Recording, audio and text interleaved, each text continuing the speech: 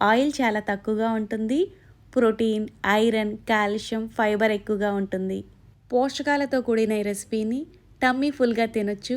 డైట్లో ఉన్నవాళ్ళు కూడా గిల్ట్ ఫ్రీగా తినొచ్చు. 7-8 గంటల పాటు నానబెట్టుకున్న కప్పు శనగలను మిక్సీ జార్లోకి క్లీన్ చేసుకుని వేసుకోవాలి.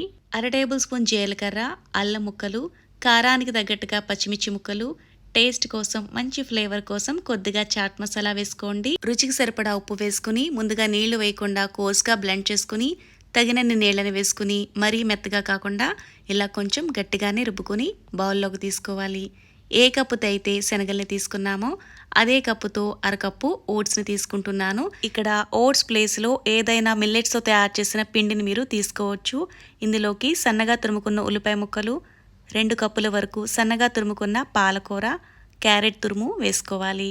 ఇక్కడ మీకు నచ్చిన వెజిటేబుల్స్ని అయితే ఇందులోకి వేసుకోవచ్చు. ఇవన్నీ కలిసినట్టుగా బాగా మిక్స్ చేసుకుని బటర్ పేపర్పై పలుచుగా ఒత్తుకుని పాన్పై కొద్దిగా గీ అప్లై చేసుకుని 2 వైపులా ఎర్రగా కాల్చుకుని తీసుకోవడమే.